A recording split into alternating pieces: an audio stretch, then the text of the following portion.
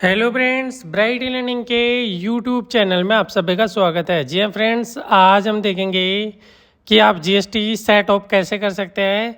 SGST, CGST और IGST का समायोजन आप कैसे कर सकते हैं। ऑनलाइन इसका लाइव प्रोसेस देखने वाले हैं पोर्टल पे। इसके लिए हमने लॉगिन कर रखा है। सर्विस में जाएंगे, रिटर्न और रिटर्न डैशबोर्ड पर क्लिक करेंगे। फर्स्ट यहाँ पे फाइनेंशियल ईयर सेलेक्ट करेंगे, क्वार्टर सेलेक्ट करेंगे और पीरियड सेलेक्ट करेंगे और सर्च वाले टैब पे क्लिक कर देंगे। सर्च वाले टैब पे क्लिक करने के बाद यहाँ पे GSTR1 फाइल है, GSTR3B बनना है। मंथली GSTR3B पे क्लिक करेंगे, प्रिपेयर ऑनलाइन पे क्लिक कर देंगे। यहाँ पे 6 अलग अलग टेबल दे रखे हैं। सभी टेबल हमने 1 बाय 1 करके यहाँ पे चेक कर लिए। सभी इन्फॉर्मेशन हमारी यहाँ पे करेक्टली सही है। इसके बाद हम यहाँ पे नीचे सेव GSTR3B पे क्लिक कर देंगे। क्लिक करने के बाद GSTR3B सेव सक्सेसफुली आ गया। इसके बाद प्रोसीड टू पेमेंट वाला जो टैब है उस पर आपको क्लिक करना है। क्लिक करने के बाद यहाँ पे integrated tax, central tax, state tax आ रहा है, जिसमें सीजीएसटी, एसजीएसटी ये दे रखा है।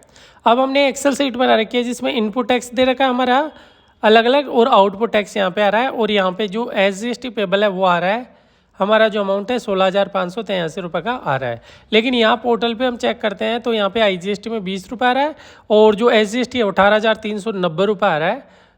तो यहाँ पे हमारा टैक्स जो बन रहा है वो ज़्यादा पेमेंट बन रहा है। इसका कैसे समायोजन करेंगे, एडजस्टमेंट करेंगे, वो यहाँ पे देखना है।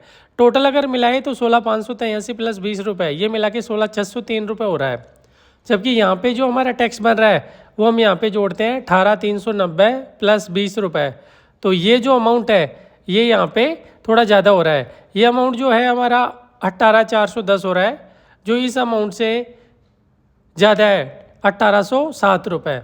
तो ये 1,807 रुपये हमारा एक्स्ट्रा टैक्स बन रहा है एडजस्टमेंट की वजह से। तो हम यहाँ पे एडजस्टमेंट करते हैं। अब आपको एक चीज़ ध्यान रखना है कि यहाँ जो समायोजन है, नॉर्मली पोर्टल क्या करता है, पहले आईजीएसटी का समायोजन कर देता है सीजीएसटी से और सीजीएसटी का बैलेंस रख दिया जाता है जितना होता है वो। लेकिन आपको ये देखना है कि पहले आईजीएसटी का समायोजन एसजीएसटी से कर दो, फिर जितना है वो सीजीएसटी से कर दो, दोनों को एडजस्ट कर दो, आईजीएसटी पूरा समायोजन कर दो और फिर सीजीएसटी से ले लो बाकी अमाउंट है वो। अब एसजीएसटी का इनपुट 7432 और सीजीएसटी का 7432 है, लेकिन यहाँ ऑटोमेटिक जो आया वो 5604 रुपये हमारा सीजीएसटी का आ रहा है और आईजीएसटी का जो टोटल अमाउंट है वो सीजीएसटी से एडजस्ट कर दिया। जबकि हम पहले 20 रुपये तो करेंगे आईजीएसटी से एडजस्ट, क्योंकि 20 रुपये तो ये है, लेकिन ये 20 रुपये हमारा क्या आरसीएम है, तो ये हमारा केस से एडजस्ट होगा, वैसे एडजस्ट नहीं हो पाएगा, आईटीसी से एडजस्ट नहीं होगा। तो हम पहले क्या करते हैं 7432 जो टोटल सीजीएसटी का अमाउंट है वो ले लेते हैं और बाकी जो इसमें बच रहा है वो अमाउंट यहाँ पे लेंगे। तो बाकी अमाउंट हम 18,390 रुपये यहाँ ले लिए और टोटल जीरो हो गया। ऐसे ही हमारा जो अमाउंट बाकी है वो हम इसमें ले लेते हैं, एसजीएसटी से एडजस्ट कर देते हैं यहाँ पे। तो हम एसजीएसटी में ये अमाउंट लिख देते हैं 1,828 रुपये।